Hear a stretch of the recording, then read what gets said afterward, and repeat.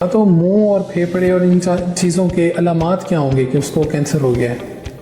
देखिए, जो लोग सिगरेट पीते हैं या फिर पान खाते हैं या गुटखा इस्तेमाल करते हैं, तो जिस एरिए में सिगरेट पीने वाले को एक ऐसा जख्म, छाला या फोड़ा जिसे कहते हैं बन जाएगा, तो ठीक नहीं हो रहा होगा। किसी भी शख्स के मुंह के अंदर, जुबान के अंदर, जुबान के नीचे किसी जगह पर कोई ऐसा दाना, फोड़ा बनता है जो कि मेडिसिन लेने की वजह से या इलाज करने की वजह से ठीक नहीं हो रहा, तो इसका मतलब है कि हो सकता है ये कैंसर हो।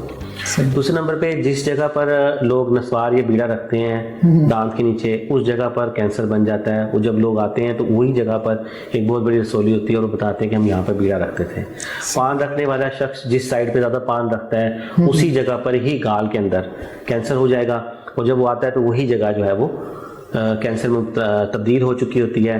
और इन लोगों में सबसे बड़ा जो एक प्रॉब्लम नज़र आता है, जो कि उनकी ज़िंदगी के लिए अजाब बन चुका होता है, वो ये कि उनका मुंह नहीं खुलता।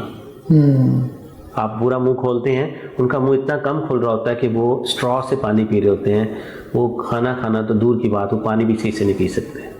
तो बेसिकली उनके पान खाने की वजह से उनके मसल्स जो हैं, उनके अंदर वो जो लचक है ख़त्म हो चुकी होती है, और साथ में फिर ऊपर से कैंसर हो चुका होता है। तो वो लोग एक कंप्रोमाइज लाइफ गुजार रहे होते हैं, तो इतना बड़ा नुकसान कर चुके होते हैं।